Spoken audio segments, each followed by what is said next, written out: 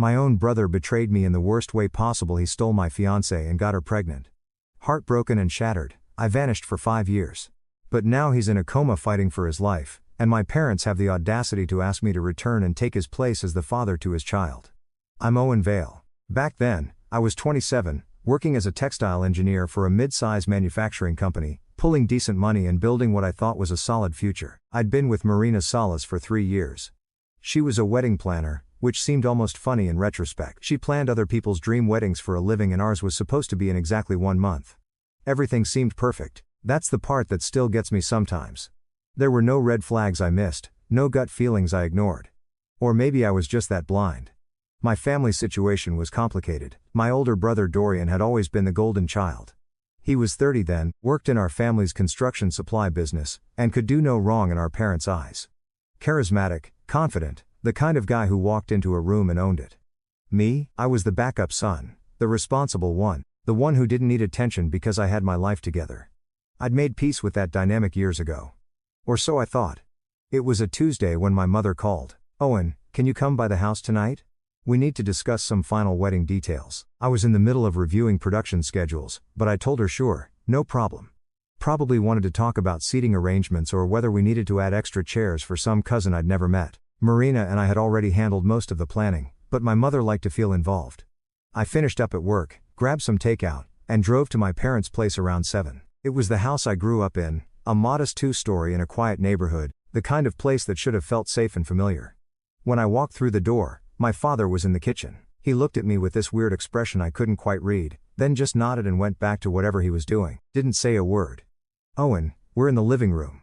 My mother called out. I walked down the hallway, still thinking about wedding details, maybe mentally preparing to defend our choice of centerpieces or something equally trivial. Then I stepped into the living room and my entire world tilted. Marina was sitting on the couch. That wasn't the strange part. She'd been over to my parents' house plenty of times. What stopped me cold was that Dorian was sitting right next to her. Close. Closer than siblings-in-law should sit. My mother was in the armchair across from them, her hands folded in her lap. My father had followed me in and positioned himself near the doorway, like he was blocking an exit. "Owen, sit down," my mother said. Her voice was too calm. Too controlled. "What's going on?" I looked at Marina, then at Dorian. Neither of them would meet my eyes. "We need to talk to you about something," my mother continued. "About the wedding." That's when I noticed it. Marina's hand was resting on her stomach, not casually, but protectively. Like she was cradling something, and my mother's face had an expression I'd never seen before. It wasn't anger or disappointment or any of the emotions I'd grown up learning to read. It was pity. I didn't sit down. "Owen, please," my mother said again, gesturing to the empty chair, "just tell me what's going on." My voice came out steadier than I felt. Marina finally looked up at me. Her eyes were red, like she'd been crying, but there was something else there, too. Guilt, maybe. Or resignation. Dorian cleared his throat. "Look, man, there's no easy way to say this." "Then just say it." The silence that followed felt like it lasted forever. Then Marina spoke, her voice barely above a whisper. "I'm pregnant." For a split second, I felt this stupid surge of confusion. We talked about kids, sure, but not until after the wedding, not until we were more settled. Then I saw the way she was sitting next to Dorian, the way his hand was resting on the couch cushion between them, almost touching her leg. And I understood. "It's Dorian's," she said, and I watched my entire future collapse in real time. I didn't move. Didn't speak. My brain was trying to process the words, but they didn't make sense. They couldn't make sense. "We've been." Marina trailed off, then tried again. "We didn't mean for it to happen. We tried to stop, but..." "How long?" My voice didn't sound like mine anymore. Dorian shifted uncomfortably. "About 6 months." 6 months? Half a year? I did the math automatically. She was 3 months pregnant, which meant they'd been sleeping together for 3 months before that. Before we'd sent out wedding invitations. Before we'd booked the venue. "Where?" I asked, though part of me already knew the answer. Marina's silence confirmed it. "My apartment," I said flatly. "You were doing this in my apartment." "Owen," she started.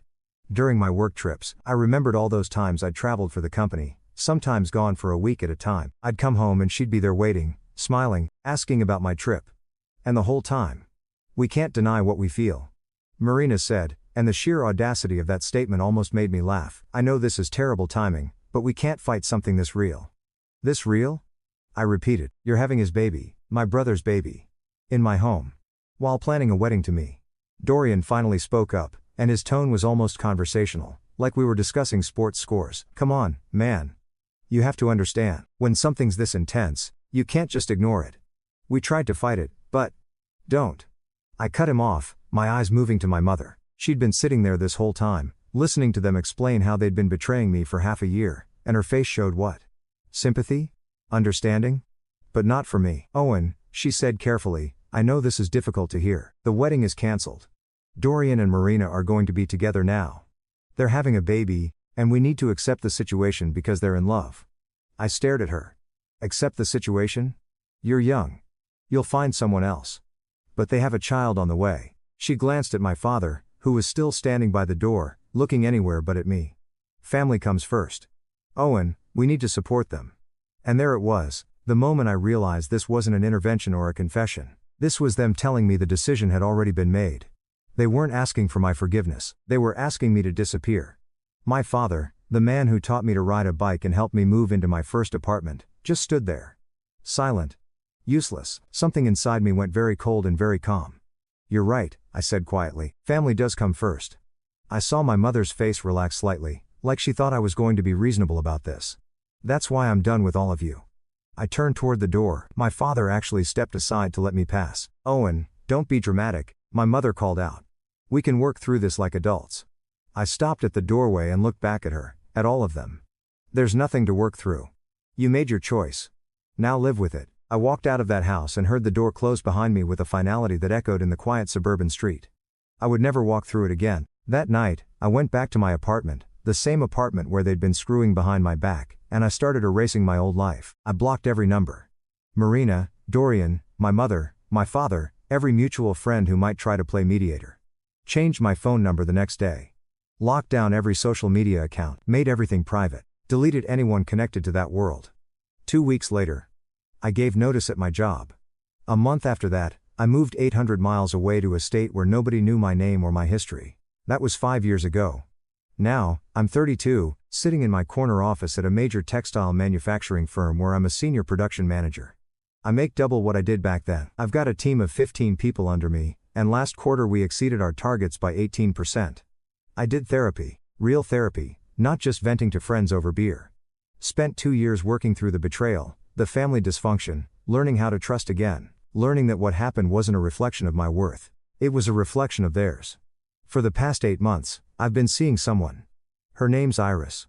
She works in graphic design, and we met at a coffee shop when she accidentally grabbed my order. We're taking it slow. She knows I came from a messy situation, but I haven't told her the details yet. Maybe I will eventually. Or maybe the past can just stay buried. I haven't heard from my family in 5 years. Not a single call, text, email, or message through mutual friends. Complete radio silence. Sometimes I wonder if they think about me at all, but mostly I don't wonder. I've built a good life without them, and that's enough. Then, on a random Thursday evening, my phone rang. Unknown number. I almost sent it to voicemail. I get enough spam calls, but something made me answer. Hello? Owen? It's Mom. Please don't hang up. Something's happened. I should have hung up immediately, should have blocked the number and gone back to my life. But I didn't. Maybe it was curiosity.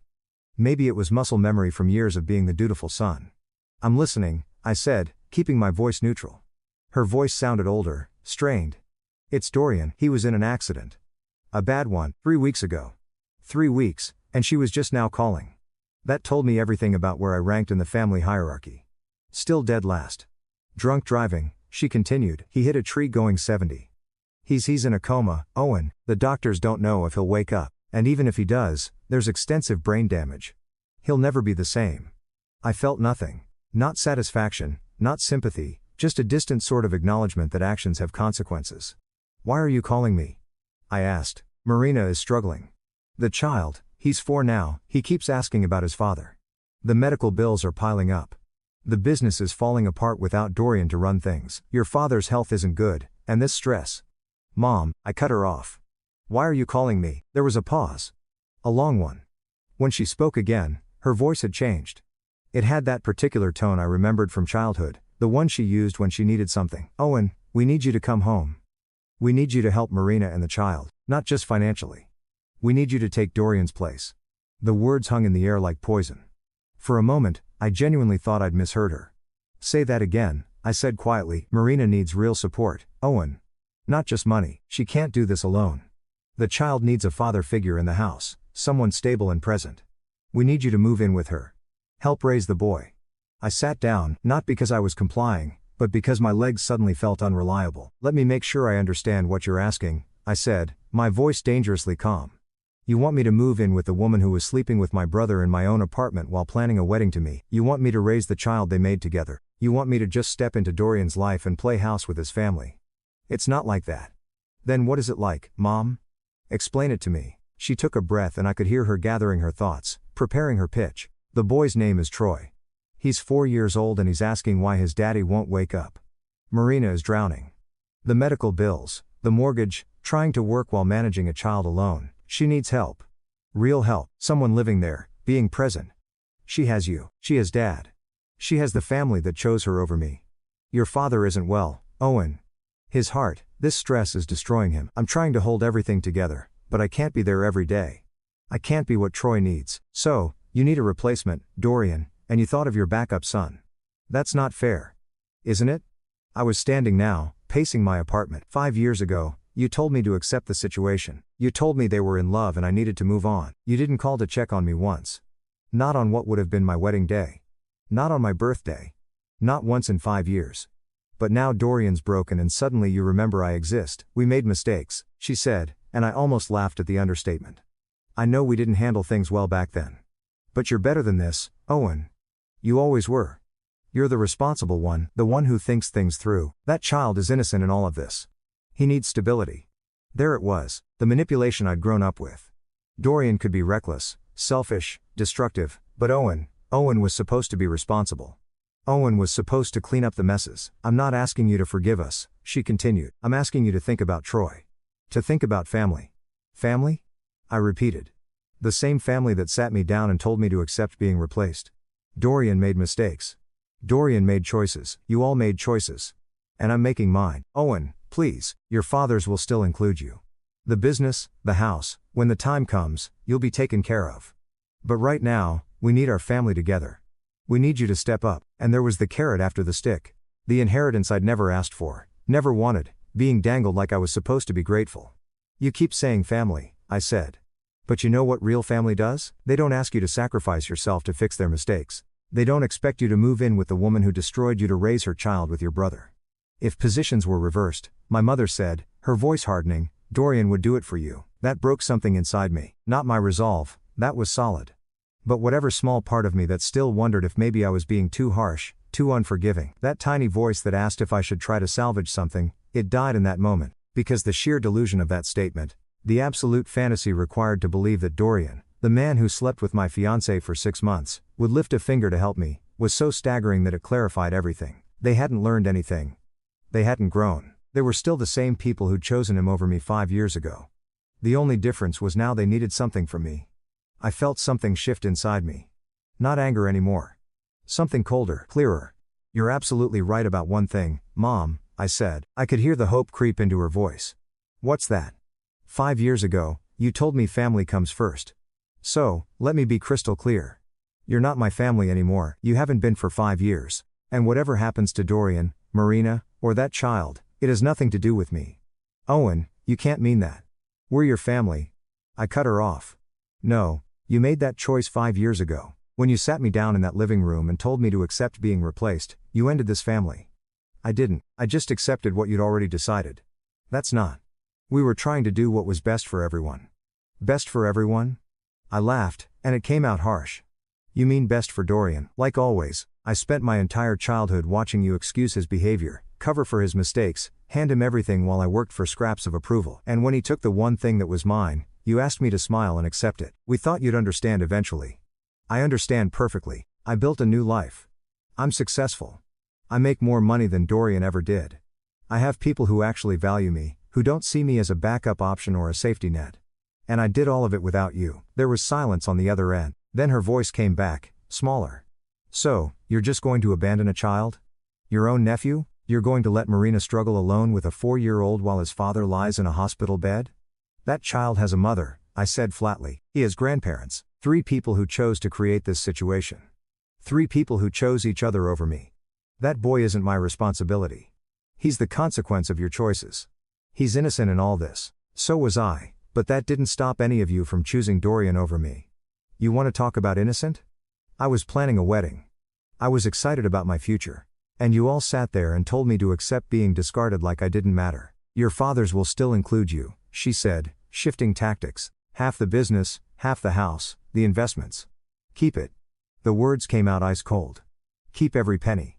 I don't want a single thing from any of you. Not your money, not your guilt, not your convenient sudden need for me. I've made my own way, and I did it without needing anything you could offer. Owen, please. Her voice cracked. What are we supposed to do? And there it was. After everything, after 5 years of silence, after asking me to move in with my brother's baby mama, after dangling inheritance like a carrot, she was asking me what they should do. Exactly what you told me to do 5 years ago, I said. Accept the situation and move on. You made your bed with Dorian, you chose him. You enabled him. You let him think he could do whatever he wanted without consequences. Now lie in it. But he's your brother. I don't have a brother. The words came out final, absolute. I had one once, but he died the day he decided my fiancée was worth more than our relationship. The man in that hospital bed, he's a stranger. A stranger who made choices that led him exactly where he is now. Owen, you don't understand. I understand perfectly. Dorian spent his whole life doing whatever he wanted because you never held him accountable. He drank and drove because he never learned that actions have consequences. And now you want me to fix the mess you created by never telling him no. I heard her take a shaky breath. When she spoke again, her voice was different, desperate. We're losing everything, Owen. The business is failing without Dorian to run it. We took out loans for his medical care. The house, we might have to sell. Your father's health is deteriorating and we can't afford. We have nothing left. Please. We needed Dorian to keep things going. And now. And there it was. The truth beneath all the manipulation. This was never about family love or reconciliation. This wasn't about Troy needing a father figure or Marina needing support. This wasn't even about me being the responsible one. They were broke, desperate, and I was their last resource to exploit. Then you have exactly what you gave me 5 years ago, I said, my voice colder than I knew I was capable of. Nothing. I hung up. Then I blocked the number. For the first time in 5 years, I felt something lift from my shoulders. Something I hadn't even realized I was still carrying. I sat there in my apartment, phone in hand, and waited for the guilt to come. The doubt. The voice that would tell me I'd been too harsh, too cold, that maybe I should have at least helped financially or offered some kind of support. It never came. Instead, I felt clarity, pure, crystalline clarity. They'd taught me exactly who they were 5 years ago. I just needed this phone call to remind me why I'd walked away in the first place. Why I'd built a new life 800 miles away. Why I'd blocked every number and never looked back. The irony wasn't lost on me. They'd created Dorian's downfall themselves. Every time they'd covered for him, excused his behavior, enabled his worst impulses, they'd been building toward this moment. The drunk driving accident wasn't random bad luck. It was the inevitable result of a lifetime of zero consequences. My phone buzzed. A text from Iris. Still on for dinner tomorrow? I smiled and typed back, absolutely. The next evening, we were at her place. She'd made pasta, nothing fancy, just the kind of comfortable meal you make when you're past the trying to impress stage, but not quite at the living together stage. You seem different, she said, twirling spaghetti on her fork. Lighter, somehow. I'd been debating whether to tell her. We'd kept things surface level about our pasts, both of us carrying baggage we weren't quite ready to unpack, but she'd been honest with me about her messy divorce, and I owed her the same. I got a call yesterday, I said. From my mother. Her eyebrows went up. The family you don't talk about? Yeah. I told her everything. Not just about the phone call, but about 5 years ago. Marina, Dorian, the living room conversation, the wedding that never happened, the request to move in with Marina and raise my brother's child. She listened without interrupting, her expression shifting from shock to anger to something that looked like respect. What did you say? She asked. I told her no. I told her they made their choice 5 years ago, and I made mine. Then I hung up and blocked the number. Iris was quiet for a moment, studying my face. Do you think you'll ever regret it? Not helping? It was a fair question, the kind of question I'd ask myself in therapy, in the quiet moments when I wondered if cutting them off completely made me just as bad as they were. 5 years ago, I would have, I said honestly, I would have felt guilty, obligated, responsible, but they spent 5 years not thinking about me once. Not a single call to apologize, to check in, to acknowledge that what they did was wrong. They only called when they needed something. That's not family. That's using people. And you don't feel bad about saying no? I feel free. The word came out with a certainty that surprised even me. They can't hurt me anymore because they have nothing I want. No approval I'm chasing, no relationship I'm trying to salvage. They're just people I used to know. She reached across the table and squeezed my hand. Good. You deserve better than people who only value you when they need something. 3 months later, I got a letter. It came through my old employer, forwarded to my current address. The return address was from a law firm I didn't recognize. I knew what it was before I even opened the envelope. My father had died. The letter was about his estate. I stood in my kitchen, holding the unopened envelope, and felt nothing. No grief, no anger, no curiosity about what might be in his will or what strings might be attached. I walked to the trash can and dropped it in. That night, I took Iris to her favorite restaurant. We talked about her upcoming project at work, about the vacation we were planning for next month, about whether we wanted to adopt a dog or a cat when we eventually moved in together. The past stayed where it belonged, in the past. Because here's what I learned. Some people will never understand why you chose yourself over family. Those people are usually the ones who taught you that you had to make that choice in the first place. I don't hate my family anymore. I don't think about them much at all, and that's the most powerful position I could possibly be in. They took everything from me once, but in doing so, they freed me to build something better. Something real. Something that was actually mine. Some doors, once closed, stay closed forever, and I've never been happier. Just when you think you've heard the worst betrayal imaginable, another story proves you wrong. If you love shocking confessions, devastating betrayals, and unforgettable revenge, hit subscribe because the next story is already waiting.